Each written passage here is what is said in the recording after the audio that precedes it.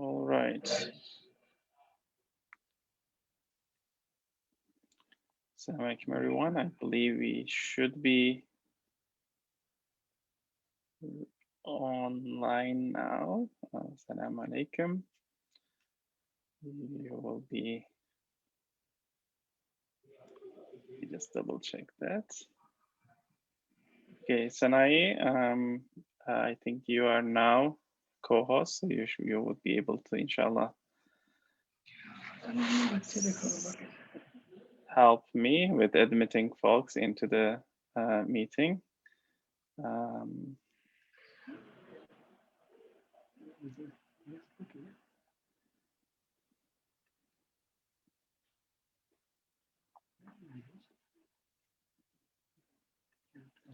All right. Okay, so Sister Nafisa, I think Sister, also I see, I think Sister Naima was here from the CAIR Foundation. I don't know if one of you will be able to, inshallah, share to the Zakat Foundation pages, but it's wonderful to have you all here. We will, inshallah, get started in just a few minutes.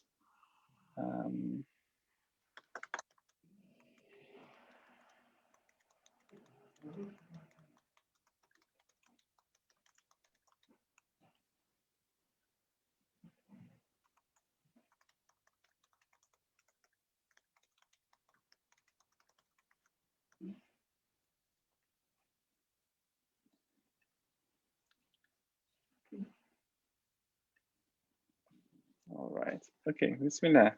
Wonderful to see many of our dear community members and community leaders with us. Assalamu alaikum, everyone.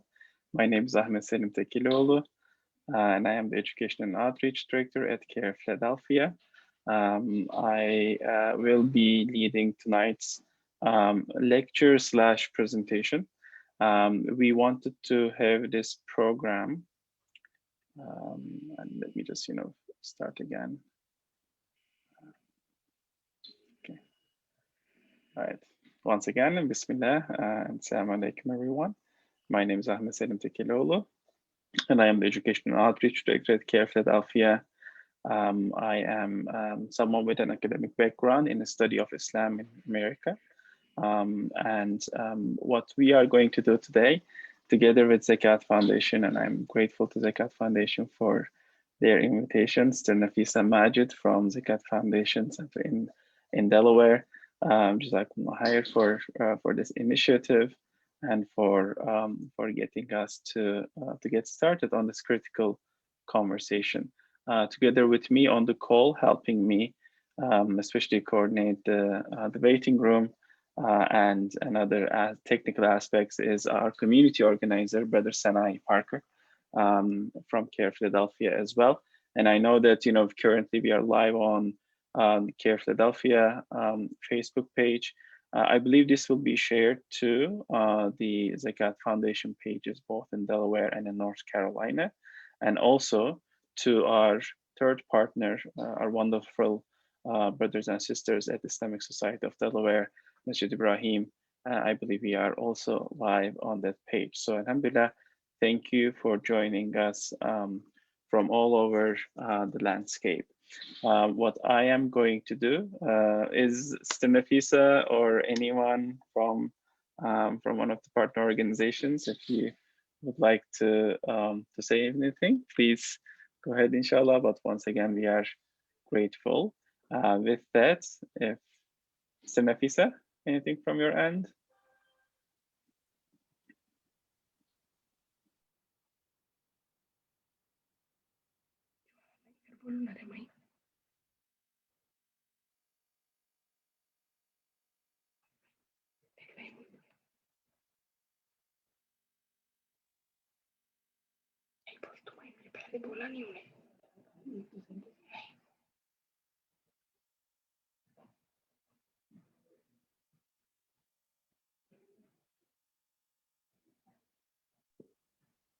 Assalamu alaikum. I'm Atika from Zakat Foundation, North Carolina.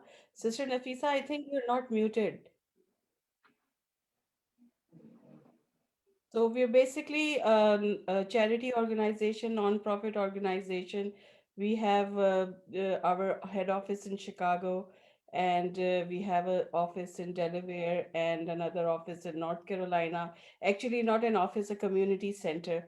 And we are doing different types of outreach work. This is February Black History Month, and we are starting with you, and our interns and other volunteers have also joined, and we would love to learn what you guys have for us.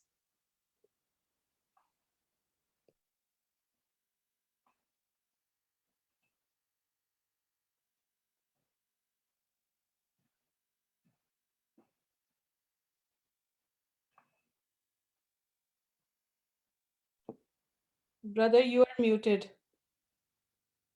Oh, sorry about that. It's bound to happen in a Zoom call, right? Okay, Bismillah again. I was saying thank you, Satika, for that introduction. And many thanks to the Cat Foundation for all its work and all of our partners and for being engaged in this conversation today.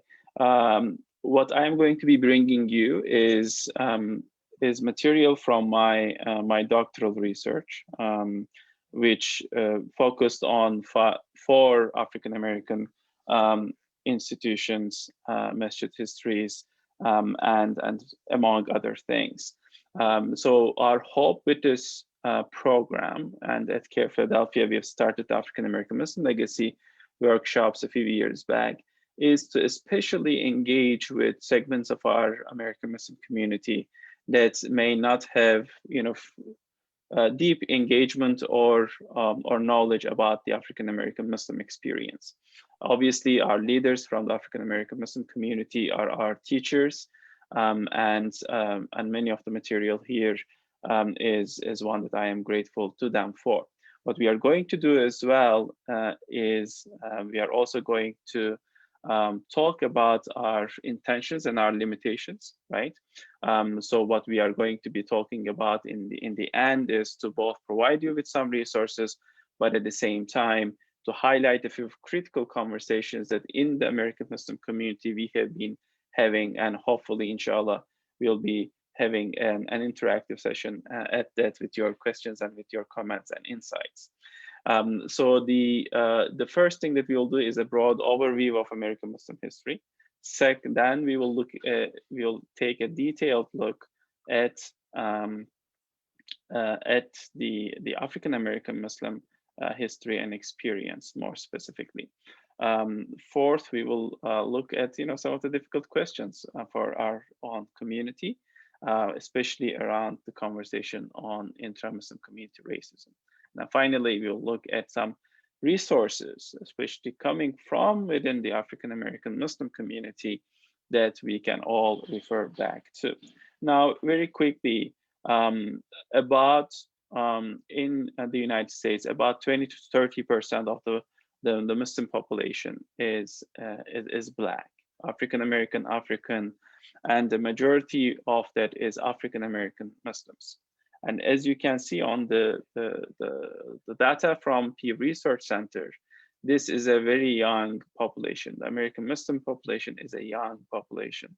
US Muslims 18 to 29 age, 35% of American Muslims are within ages 18 to 29, and 25 is within ages 30 to 39. This is, in the quote unquote adults. And we have a large segment of our community, of course, is under 18. So as you can see, we have a young community.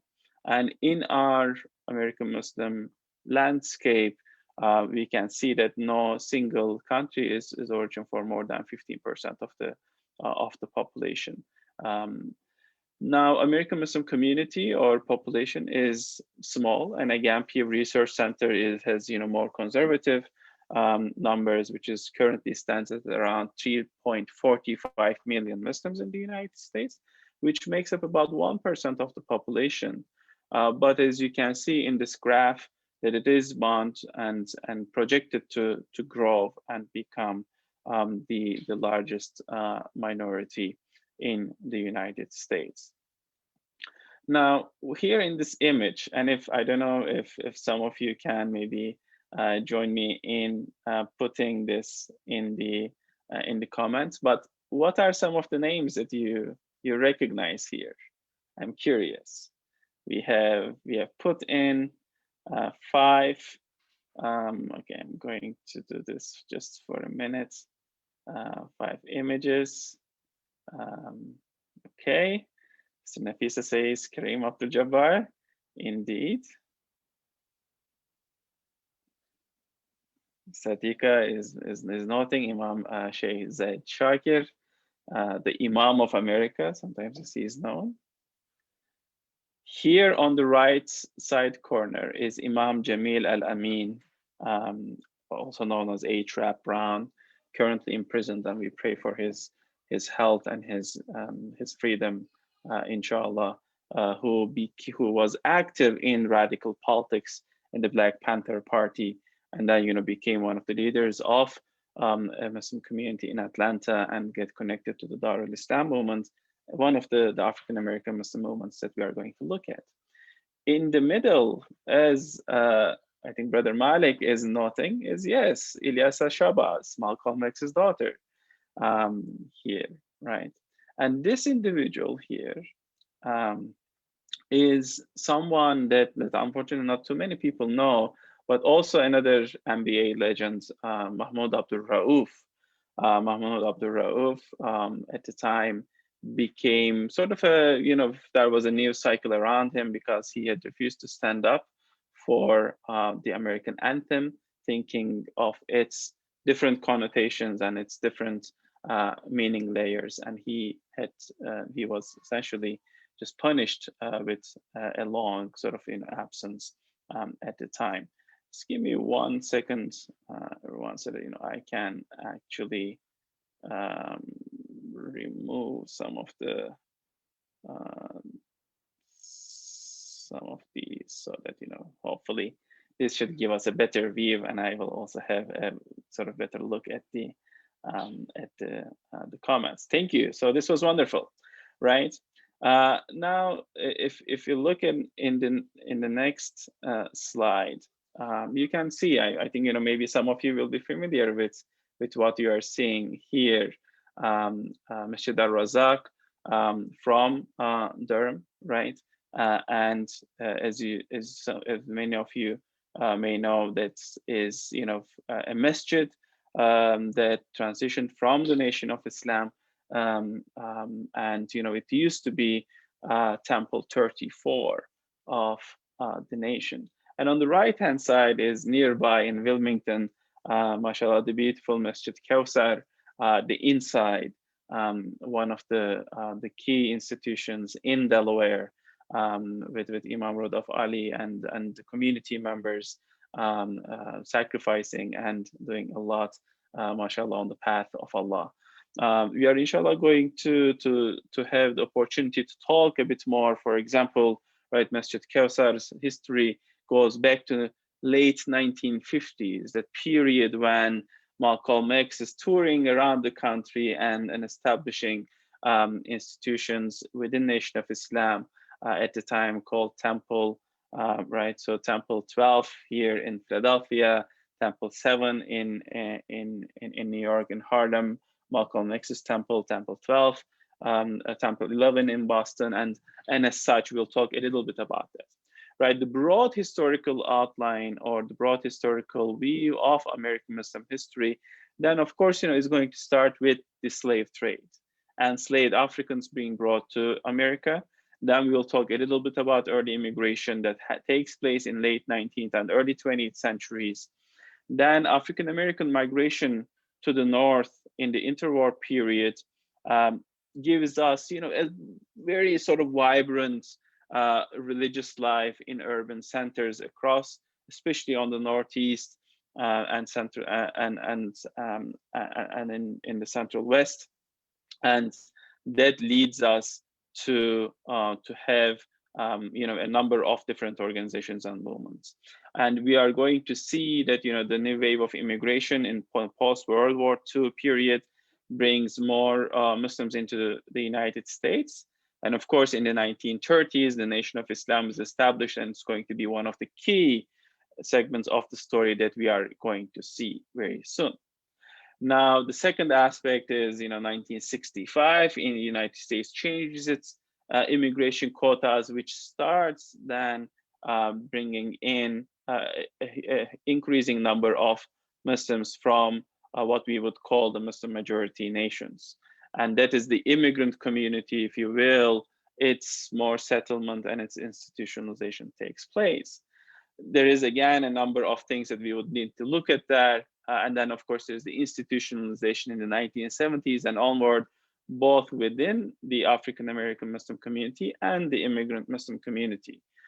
For example, on the right-hand side, I'm sure there are some MSA members among us. This is the MSA sort of emblem from those early times. Iranian Revolution, Gulf War, and 9/11, of course, impact American Muslim community and its histories, and we are going to look at some of these. But again, now, for those of you who have just joined us, what we are doing is taking a very sort of large sort of view of the history to begin with. And of course, today, just staying true to our subject matter, what we are going to be focusing on will be the African American Muslim story. And that story obviously starts with the enslaved Muslims kidnapped, being brought against their wills to the shores of America. If you look at this map, right, on the one side of the North Atlantic, you have West Africa, and on the other side here, the shores of both North and South America, right? And what happened in the transatlantic slave trade was these areas, what is today Mauritania, Senegal, Gambia, what we call Senegambia, and all these shores, there were different fiefdoms. Some of them were Muslim, some of them Christian, some of them different religions, but there was this transatlantic slave trade that all of these actors were engaged in, and they were fighting and enslaving people and selling to the transatlantic slave trade. Why? Because there was tobacco, coffee, cotton, sugar, mining, rice, industries that needed manpower in the Americas, both South America and North America.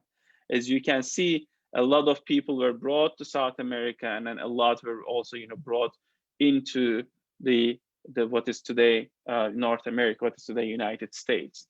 The shores of these areas, right, would start to receive a lot of enslaved individuals, men and women, being brought and being enslaved and being put to work against their will, right?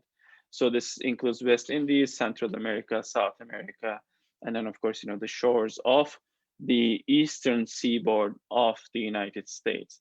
Here is another image that would tell you then how the empires that were in play at the time were also controlling some of these areas, right? So here, especially for those of you in North Carolina, right, not too far from you, in Georgia, in South Carolina, there were major plantations where these enslaved individuals were being put to work. Now, I'll ask you all to consider for a moment that the aliens are alive and that they have come and they have taken you against their will, your will, to their planet, to their area, let's say, right? On the road, you are being beaten and you have no rights. You cannot communicate with people you do not know their language, and you find yourself in a new place, totally new to you, devoid of all of your freedoms. You cannot practice your faith. You cannot read your books, and you do not know what's going on. On top of that, you are being put to hard work, and your rights, your physical rights, your body, and everything is being violated. Now, that was the experience of a lot of these African individuals who were brought into the shores of United States, right? And I'm saying and emphasizing, right, brought, kidnapped, because that is what it was.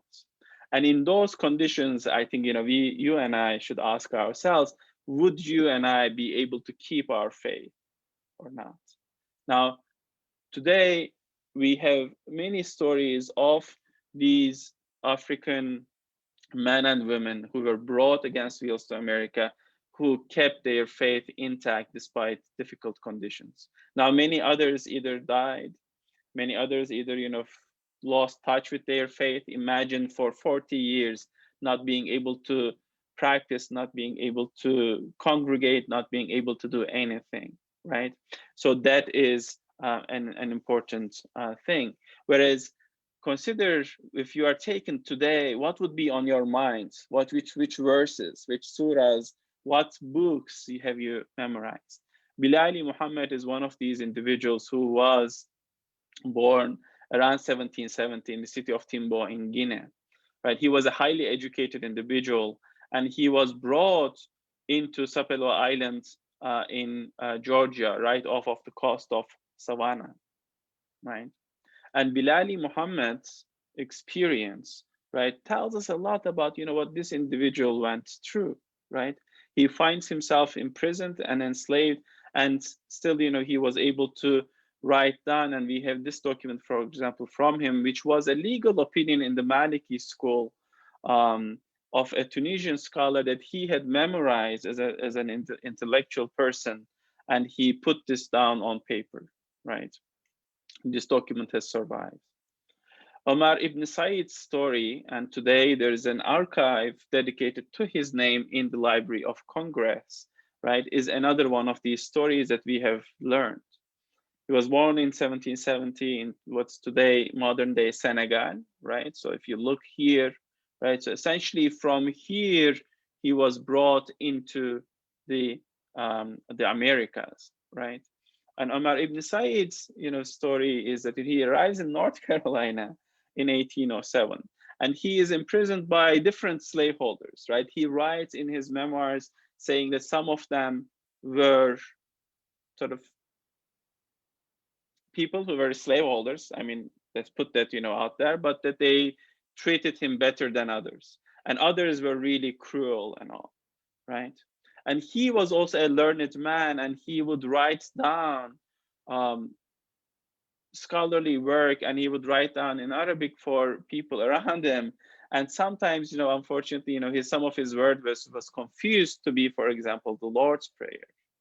But we know that he had written Surah 110 um, for people who had wanted him to write these things, and he had toured different cities, eventually trying to earn his freedom. Some accounts said that he converted to Christianity, but other scholars contest that idea, saying that when he wrote down, right, and this is, you can see, this post is from Sapelo Square, like I said, one of the the resources that I am going to note at the end, right? He would write this, and Surah Al-Mulk, trying to sort of stay true to, or connect to his faith. And if you remember Surah Al-Nasr, right, you will remember that the verses talk about the aid and the help coming, right? And there is a lesson in that for us, right?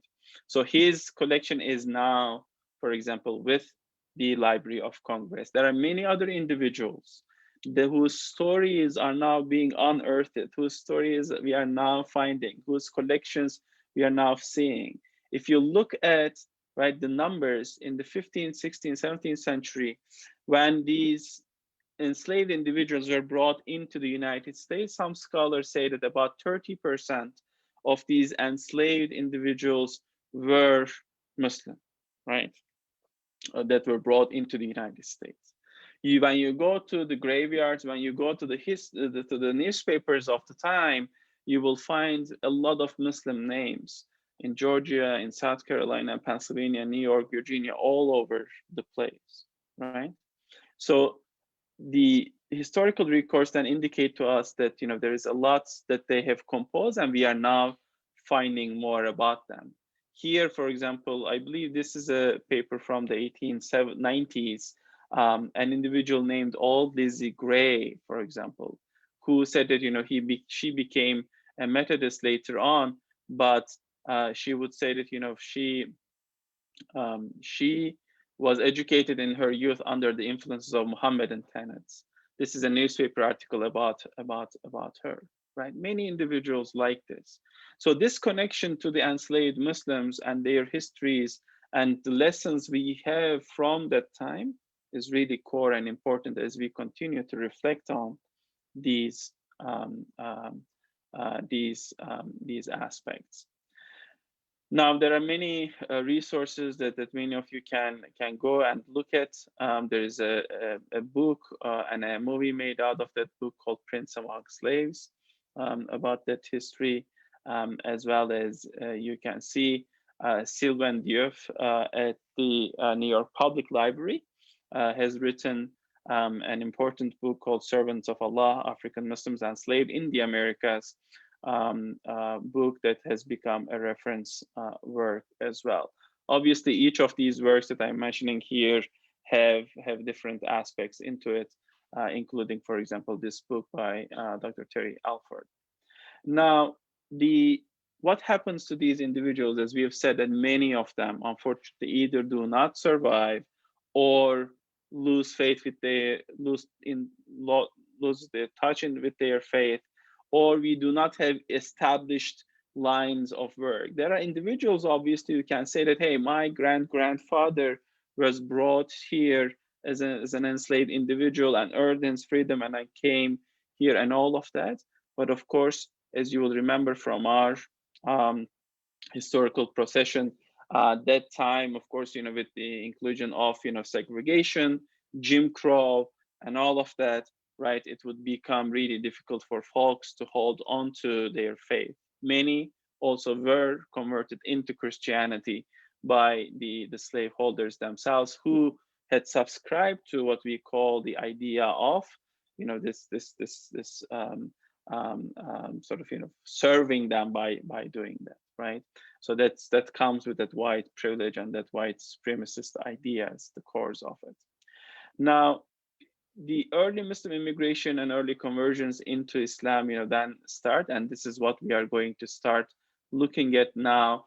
In the early 20th century, some immigrant Muslims start to arrive in the United States, but most of these are people who are passing by, or many of them would return to their countries. Otherwise, from what was at the time Ottoman Empire, some of them Christian background, some of them Muslim, many individuals would come into the United States. And some of these Muslims would then, of course, engage with African Americans and African American Muslims, as well as other Americans as well, introducing some of the elements of Middle East into the times around us. So that's, the experiences of those immigrants were, of course, different than others. Now, coming back to the African American story, right? We have talked that, there was the slave trade, right, that we have mentioned, and the early immigration. What happens is, with Jim Crow and all of that, from the South, we see a big wave of migration to the North. The Great Migration is what we call it in the academic literature, right? And this creates, in the interwar period in the 1920s, 30s, a vibrant sort of religious life in the urban centers.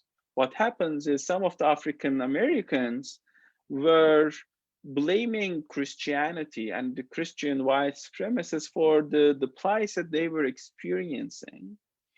Others were holding more onto that faith, and yet others were in search of a meaning in life and faith. And with that would come more both political and religious revival, and new movements would come about, right? One of these, obviously, as we will see in a bit, it would be the Nation of Islam, but of course, there were others as well. Now, if you look at this slide here, you're going to see some of these institutions, not all of them, but many of the key institutions that African American Muslims have established. We'll talk about Moorish Science Temple of America. I know there is one of their temples in Delaware. I remember, I think ISD, mashallah, had one of the fundraisers in that what used to be their temple. And it was interesting. I see Brother Ifam, mashallah, I think he would remember. It was interesting in the parking lot to see some of the signs and all of that. There is the Ahmadiyya movement. Essentially, they have become active within the African American Muslim community. We will see one of their influences. Um, Under what within the African American Muslim community, it's referred to as Honorable Elijah Muhammad. In 1932, you would see the start of Nation of Islam. Islamic Mission in America, Imam Daud Ahmed Faisal in New York, would be a major influence. Professor Muhammad Azaldin's Din Allah Universal Arabic Association in 1938 would create an interesting community. The Darul Islam movement, the Islamic Party in North America. We are going to look at some of these communities as we have spoken. And of course, the community of Imam Waridatul Muhammad in 1975, taking over from his father and moving the Nation of Islam to a completely different direction, which would lead Louis Farrakhan, the current leader of what is Nation of Islam, to revive the old nation with its beliefs and understandings in 1977 again. And of course, we have institutions, umbrella institutions, such as Muslim Alliance in North America, MUNA, right? In 2004, was established. It was active for a while. Had was a bit dormant for some time, but now, mashallah, they are there, they're out there, and Muslim Alliance in North America under Imam Zaid Shakir's direction is becoming more active, which is great for all of us, and we should be learning from that, and inshallah we'll look at that. But again, when I talk about institutions, I'll encourage our community, our listeners here, to not merely think about mosques or movements or institutions in the way that we understand it, but also think of music, think of fashion, think of many other things, festivals, and as such, that African American Muslim legacy has put its mark on. Only a few individual here, like so this is Mos Def, if I'm not mistaken, on the right side. um, Brother Kenny Gamble, Lukman Abdul Haq, one of the owners of one of the largest recording studios in the United States, or record labels, the Universal labels. And he has established a few masjids here in the Philadelphia area, for example, Brother Jamaluddin Takuma, and many others that we do not have enough time to highlight here. Now, are you all still with me? And we are going to move into some more detailed history in just a little bit, inshallah ta'ala. Are there any questions at this point? If so, please put them in the chat so that I can start glancing over and hopefully can build them into my remarks.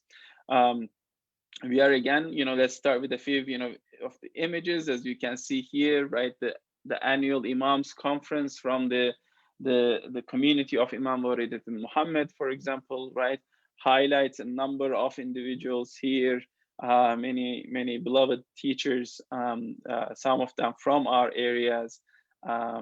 This is Imam Talib from Boston, Imam Mikhail from Philadelphia, Imam Idris, again for Philadelphia, and many other Imams, as you can see.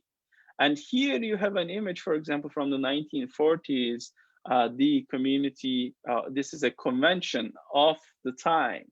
We are going to look into that, right? So I think some of you have perhaps attended ISNA, ICNA, these conventions. This was a convention in early 1940s in Philadelphia of 6 different Muslim organizations. As you can see, there's quite a bit of diversity in the community. May Allah be well pleased with them all. Again, this institutional landscape is what we now are going to look at as an important aspect of what we want to cover.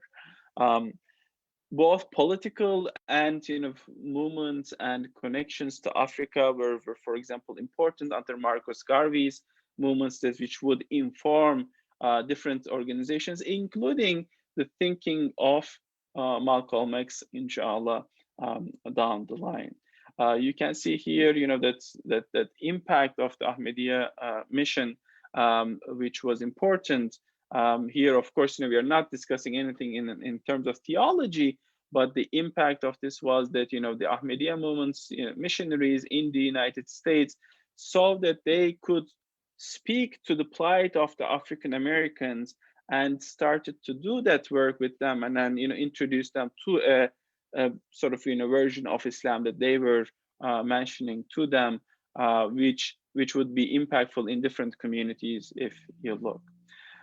Individuals like Moorish Science, Noble Drew Ali, under Moorish Science Temple of America, which was established in different times, both 1913, but then also in 1925, would create eclectic theologies and eclectic meaning structures, which would be appealing to people because they would see that they were trying to establish this connection to both Africa and, quote unquote, the Moors and the Middle East, to this Islamic past that the African individuals were taken away from or cut off from because of the slave trade. Again, one mistake oftentimes in our communities is to evaluate these movements, including Nation of Islam, only with looking at their theology and saying, hey, their theology is not what we believe. That is correct. But you cannot merely evaluate these movements and their impact by way of looking at their theology, because together with that, at the time, they were really speaking to a need of belonging, a need of dignity, and all of that in this oppressed, population that comes from a very rich civilization and history, right? And you would see that, a lot of individuals who later, became very, very important in the American Muslim community, like Azadin Muhammad, Professor Azadin, like Fard Muhammad, were influenced by Noble Drew Ali. So his impact and his sort of, role is important to recognize. All right, now, for example, this image, right? You can see the Moorish Science Temple of America. Again, some of you might be familiar with like Shriners hospitals and all of that. You would be able to see the influences, from the Oriental and all of that. And of course, the other thing to recognize, because we do not have too much time, I'm not able to touch on each and every aspect, but there is an element of also American history, right? How America is becoming active in Muslim geographies all over the world, and how some of the elements are being brought back into the United States and repurposed as well. All right. To talk about, the Din Allah Universal Arabic Association, right? For example, here you have an image of this individual. I'm now missing the name for some reason, I apologize. Was actually a famed musician who would be a critical, name to bring some of the individuals into the folds of Din Allah Universal Arabic Association. Muhammad Azadin was someone who spent some time in Moorish Science Temple, but then traveled to Turkey, spent time in Egypt, and he would come and would create the study of Arabic and Quran, and would create communities in upstate New York and then in New Jersey, emphasizing these, would have impact on communities from Pittsburgh to Philadelphia, who are currently active, who are currently serving as key institutions in our communities. And the 1943 convention that we have seen, this is one image from the same convention, and this is the second image. It's called the Uniting Islamic Society of America First Convention in Philadelphia, 1943. Most likely had individuals also from Delaware. Was one where Professor Azadin was active in, and from his communities would emerge individuals who would become scholars of Islam, scholars of the Quran, and would establish communities such as the Masjid Quba in the Quba Institute in the Philadelphia area, right? Now, obviously, one of the most discussed um, institutions, groups, or communities would become the Nation of Islam. And of course, within that, the story of Malcolm X, rahimahumullah, on February 21st, 1965, was assassinated to become the Shaheed. And we are going to, inshallah, in a few weeks, try to commemorate his giant memory and his giant history, right? Now, I'm going to talk about, the nation first, and then we'll try to overlap the story of Malcolm X, born Malcolm Little, in Nebraska, Omaha, onto this story, right? Obviously, the origins of the nation sometimes is noted as 1930s due to Fard Muhammad, sometimes 1932. Would start with this individual Elijah Muhammad, named originally Elijah Poole, who would be one of those individuals. Again, remember that the Great Migration happens. American urban centers, industrial centers are in need of for workforce, but also the African American communities are living still in highly segregated cities in the Northeast as well. I mean, maybe there isn't formal Jim Crow in those communities, but it's a very segregated environment and in very difficult conditions. And the search for meaning, the search for religion, and all of that continues. And individuals like Fard Muhammad and others, infusing different theologies and different ideologies together, establishing connections to Africa, establishing connections to a high civilization that once was, the sort of, veneered, the established, the respected, civilization, would infuse and amalgamate different views into what would become things like the Nation of Islam or the Moorish Science Temple of America.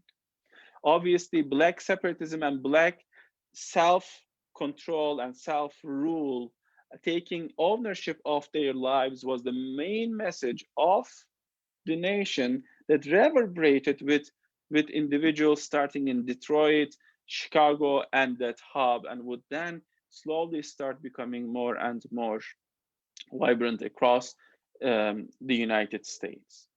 We would find that at the height of its time, the Nation of Islam in the 1970s would have close to, if I am not mistaken, 86 temples all across the United States. Some of them were numbered, some of them were not numbered. The numbers become temple number one, and which would then be called mosque. Temple number 2, 3, 4, wherever these would be established, and the names of X would be given to people, right? So, for example, if I were to join, I would be, if I was the first Ahmed to join the nation, I would be Ahmed X. The second one would be Ahmed X2, and then would go like that. Little Malcolm X would be initiated in that way, right? So the X connotes the lost history, the touch, the lost connection to the past, because rightfully they would say that these last names we have, Poole, Little, and all of those are the last names of people who enslaved us, and our ancestors. Those are not our original last names.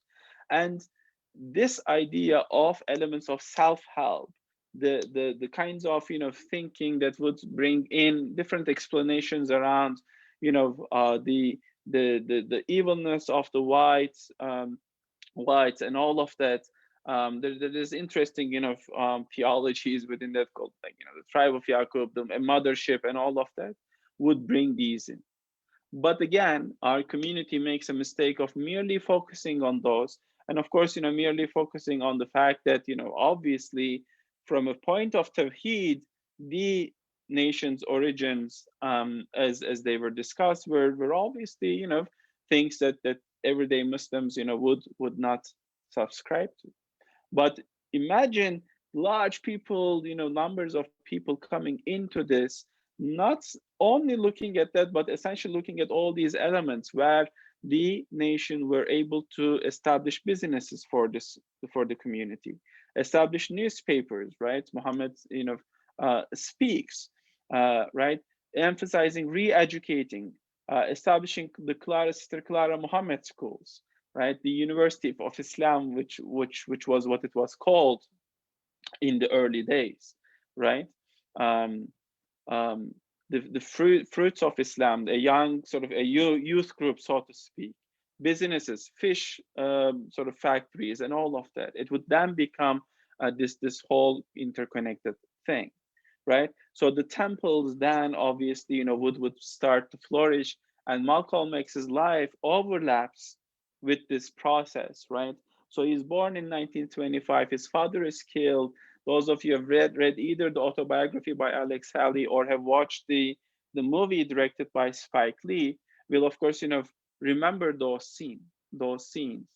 And he becomes Muslim in prison in 1940s.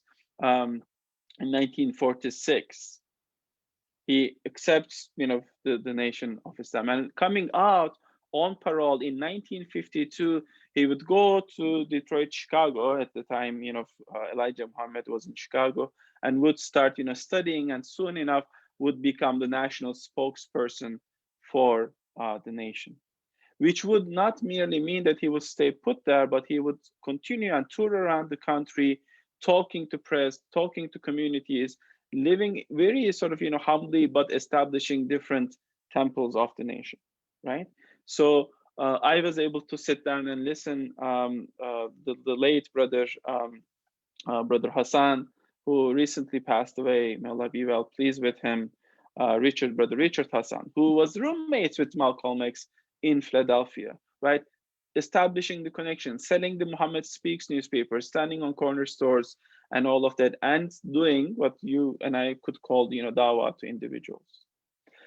And of course, his story becomes one of starting to doubt the leadership of Elijah Muhammad, and at the same time developing concerns around the theology as well.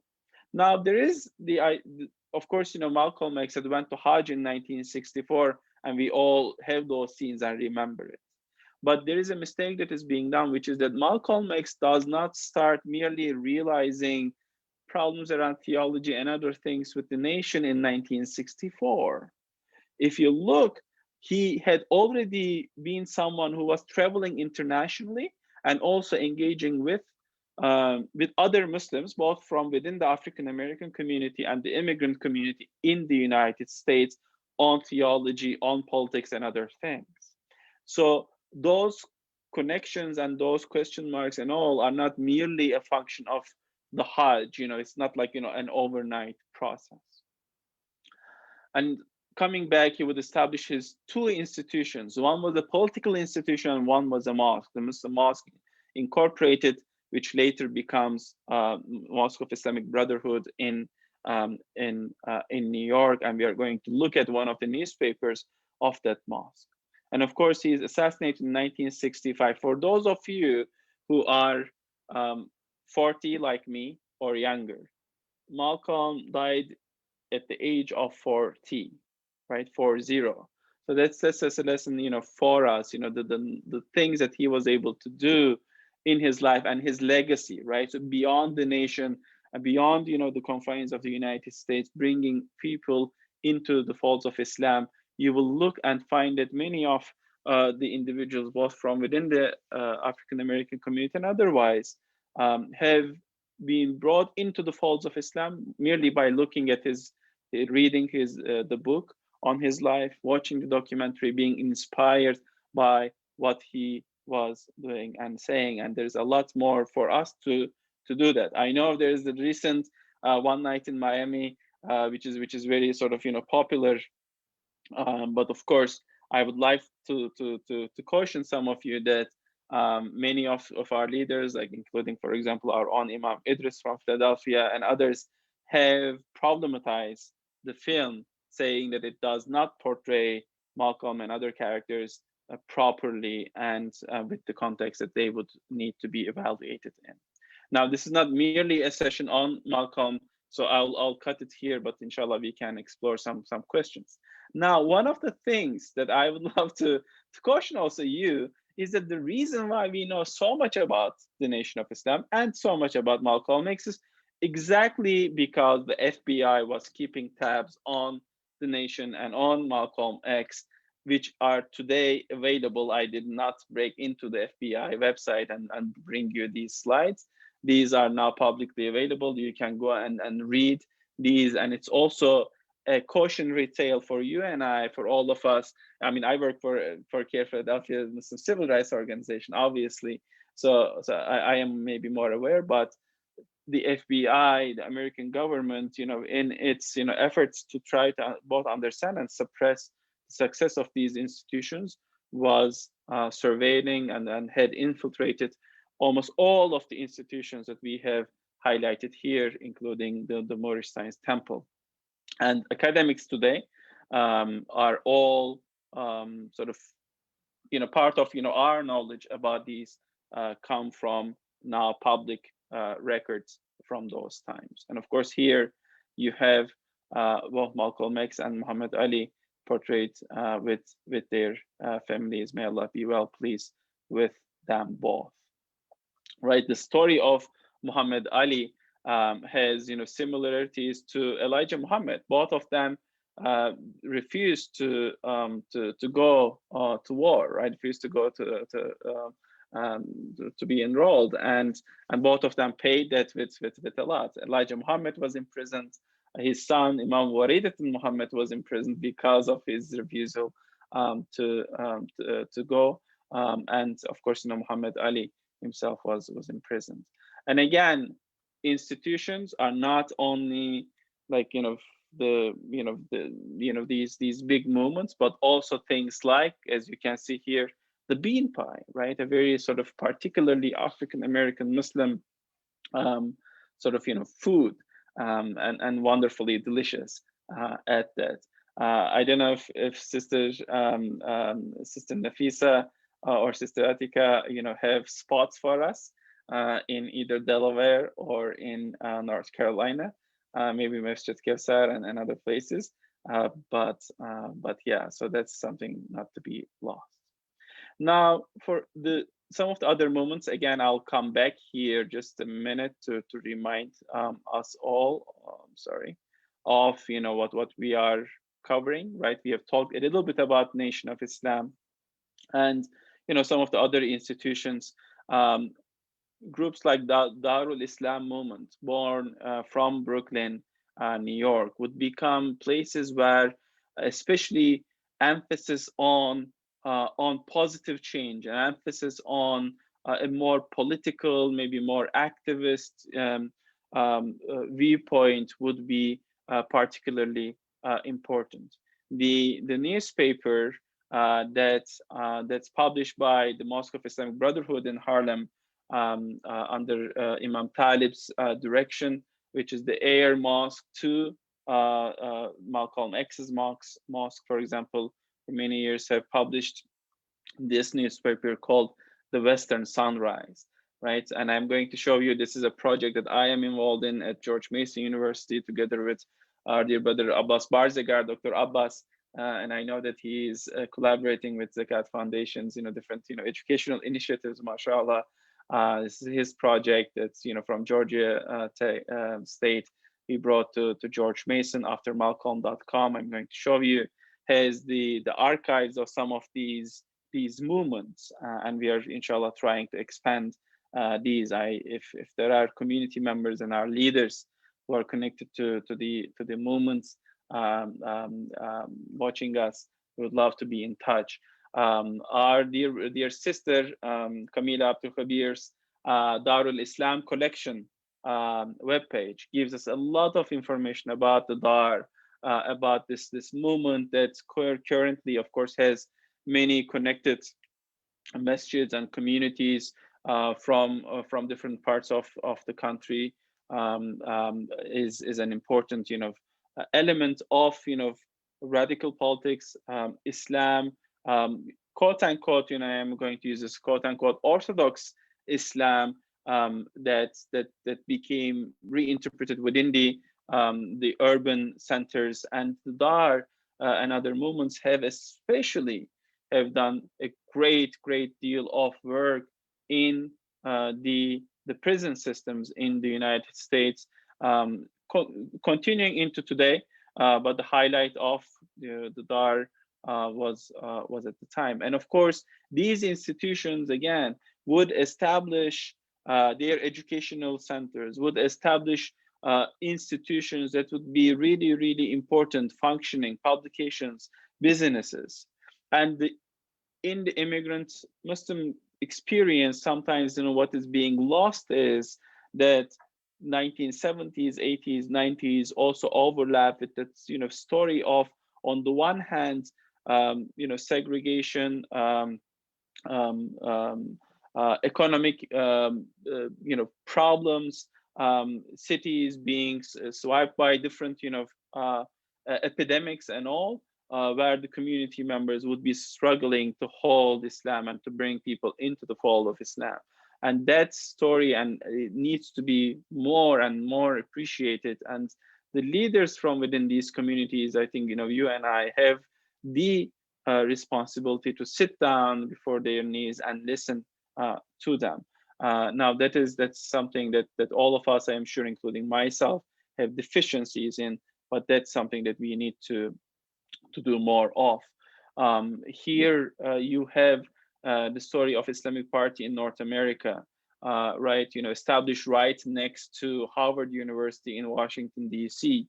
By African American Muslims. Um, the the community mosque, which would give rise to this large movement, which would then move into the Caribbean, serve there, but then would also have its own upheavals. As you can see here, this journal, this newspaper from 1978 of the Islamic Party, Al Islam. Again, this is from the After Malcolm archive, aftermalcolm.com. Will give you that they were publishing works by international, the known people, Maudidi, Hassan al-Banna, others, and giving not only religious but also sociopolitically relevant and important lessons. Now, today, when we are talking about Black Lives Matter and all, we need to do, you and I, go and study these archives and learn from these individuals, including people who were connected to them, like Imam Khalid Griggs, for example. I'm sure some of you know him, and many others. There are a few, not too many academic works on this, but there are a few that also needs to be celebrated. Now, this brings us, of course, to 60s, 70s, and I'm going to try to wrap up soon so that we have enough time for a conversation, and that's the idea with this session, right? Imam Waridatul Muhammad, rahimahumullah, born 1933, passed away in 2008. Again, one of the individuals that is not celebrated enough in our, the immigrant communities at large, but we need to recognize all of our leaders from all of these movements, but especially I would say Imam Waridat Muhammad, born Wallace Muhammad as the seventh son of Elijah Muhammad. And he would grow up within the Nation of Islam. He would be close to his mother, Sister Clara Muhammad, and their father would hire Arabic teachers and Quran teachers for Imam Muhammad and his siblings. And Imam Muhammad would develop this relationship with the Quran that would lead him to come to the conclusion early on, as early as the 50s and the 60s, that the theology within the nation was not one that he subscribed to at heart, and he would bring in, as a minister of the Nation of Islam, and he would serve in different temples. He would always bring in the Quran in its original and its theology into his teaching, which would sometimes create rifts within the movement, and he would be either suspended or kind of fired or rejected from the movement for periods. But then his father would bring him back in. And even though many would agree that he was not maybe this charismatic figure like Malcolm X, or this very great sort of eloquent speaker. Of course, he was, but in comparison, he would be the leader after his father dies, and there are many different explanations that can be given to that. But in 1975, when Imam Warid Muhammad, when his father dies, becomes the leader of the Nation of Islam, he would start soon on a program of reform of the Nation of Islam. Now, many of you, if many of you have not been involved in very charismatic movements, you can imagine how difficult it would be to move a very charismatic movement that was built on the idea of almost the prophethood of an individual to a standing that's different than, and would be very, very difficult. And Imam Warid ibn Muhammad would spend 2 to 3 years building on his community, telling them about al-Islam, what he would call al-Islam, the the real Islam, and what and explaining that his father's teachings and his theology all came in between, and that's what the community needed at the time, especially on the socio-political level and in terms of developing their consciousness and taking ownership of their own lives to overcome the bonds of the racist, segregationist Jim Crow America. And he would bring the community into Sunni Islam in 1978. Imam didn't like the word Sunni Islam and all of that, but that's how oftentimes it's being discussed. So he would establish, regular prayer, regular Ramadan, would send his imams, the leaders who had moved with him. This is a mass conversion sort of, that you can imagine, dear brothers and sisters.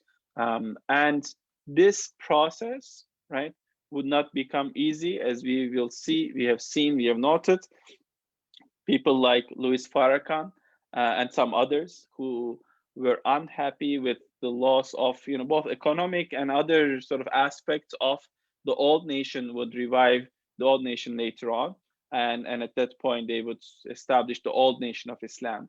Imam Muhammad was very aware of the problems that the nation as an organization had. Some of you would remember those issues, from the issues that Malcolm X had, so that he would be very cautious about centralized organizations, and he would call his organization sometimes the American Society of Muslims, the World Community of Islam in the West. He would establish that relationship with different religions in America, and would call on his community to be civically engaged and to fully represent the African American Muslim story. And about 20% of all mosques in the United States come from the community of Imam Warid Muhammad. Mosque Cares, one of his sons, currently continue an organization under Mosque Cares, and then a number of other masajid or imams are sort of independent imams connected to the community of Imam Warid Muhammad rahimahumullah. And he would be also someone that was highly veneered in both the American and international communities. There are many of his interviews, his books, his studies around. Now, obviously, the story does not end here. There are individuals like Imam Zaid Shakir, right, who comes from a radical, political, point from Connecticut to traveling abroad and developing more of a spiritual or Sufi sort of experience, to other people like Imam Siraj Wahaj, right? So who becomes active in Masjid Taqwa in New York and establishes the community there, and establishes also study of Islam together with his training from Saudi, and cleaning up his neighborhoods. Many of our communities, I think, are in need of that kind of experience as well. So slowly coming to the end, what I want to highlight for us as points of discussion would be that I think many of you here watching, joining us either on Zoom or on either CAIR-Philadelphia or Islamic Society of Delaware or Zakat Foundation Delaware or North Carolina pages would agree that the discussions around intercommunal racism within the Muslim community are really important. Now, I put in a quote here from an African American sister who approached me after I did a presentation similar to this in a masjid in this area. The sister said, I've been a member of this masjid for 7 years, and not even for a single day did I feel welcome here, right? Now, for someone to have that experience is a shame on all of the community. Now, there might be different reasons for this sister's feeling or why the situation have become like that, but it is something that needs to be addressed. Within our own communities, there are built-in perspectives around this. I know, the Cat Foundation does, being in Chicago, right? Has been so involved in establishing connections and establishing different service projects and different ways to overcome issues like this, which I think needs to be celebrated. And again, as I've highlighted during the presentation, right, this is the history portion. Theology, matters and it's important, but belonging and establishing connections to Al-Islam are also, important. Um, Finally, there are disparities in terms of access to resources, right? This is from health to many other things between our different communities, right? It's not only obviously based on color, but based on many other things. But this is something that needs to be addressed as well. And I think all of us as institutions, CAIR-Philadelphia has that responsibility, ISD has that responsibility, Zakat Foundation has that responsibility. And if we are really saying, right, this idea that we are standing on the shoulders of these giants of the communities that we have highlighted, their struggle for civil rights, right, before we were here, their struggle for political rights, their struggle against police brutality, right, all of that creates and carves out the spaces that we all operate in. If we are really going to say that we are standing on their shoulders of these giants, then we need to also step up our game and show that respect, study the history, be engaged, go and sit down and learn from our community leaders and community members. Now that's really critical and important for all of us to establish here. um, I will stop here. I am trying to find where my resources um, page went. I'm not sure where that slide is now. While moving, I think between different presentations, I may have missed it. So let me just try to stop the share for a bit. Um, Come here, and inshallah just open the floor for reflections, for questions. Here I'm going to ask Sanai if you can inshallah, please watch out the comments section on at least the Carefully Facebook page.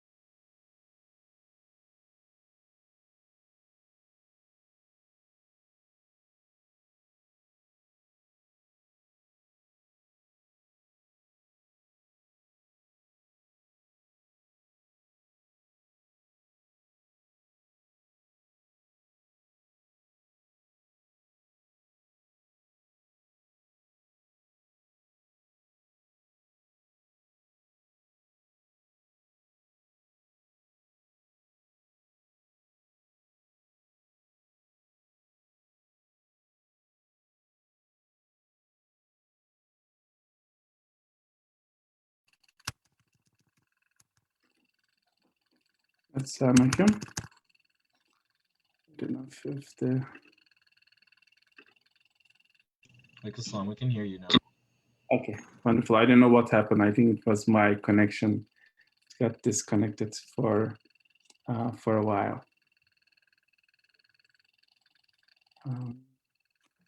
All right. Okay, let me. I don't know if I'll be able to see still the the comments. Yeah, I mean, if someone can catch me up, I don't know if there were any comments or questions or anything that we wanted to talk about.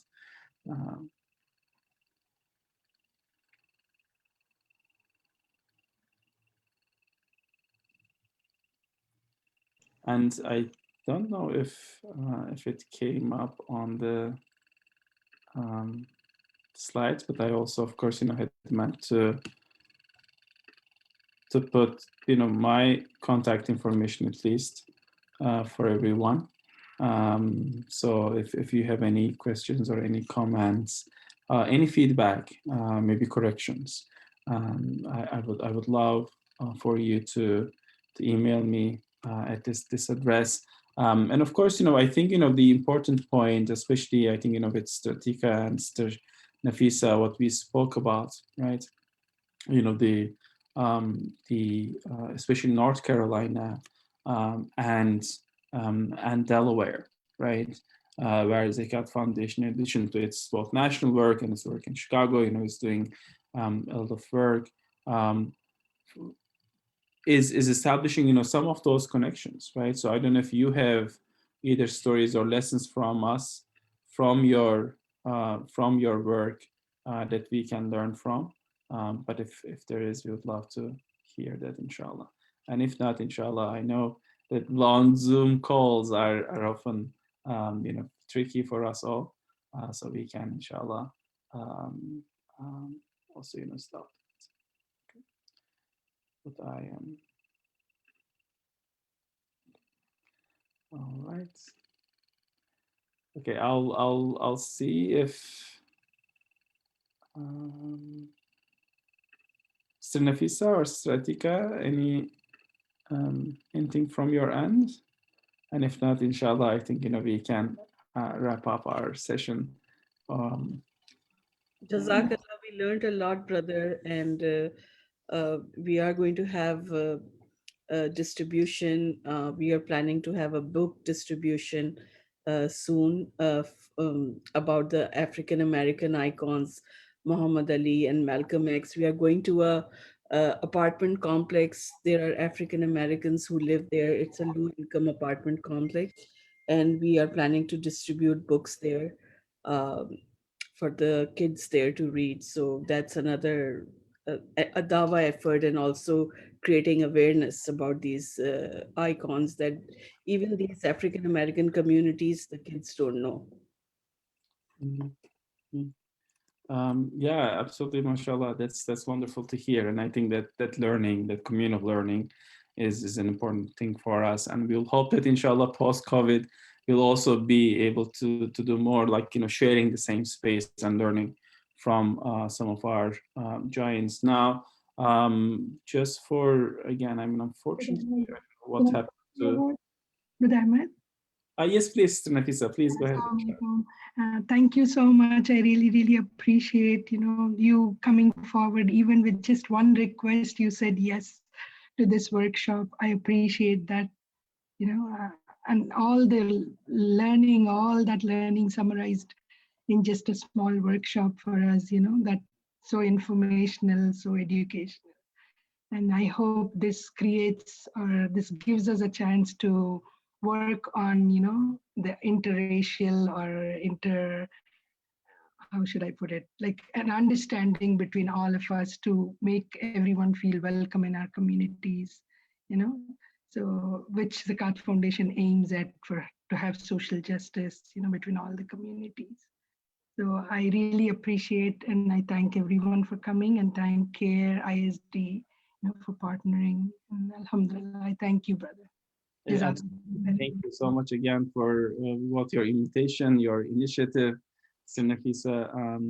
Like you said, the learning aspect is one, aspect, but inshallah we'll have more interactive spaces. I'm not able to locate that slide, but I'll just want to mention some of the resources.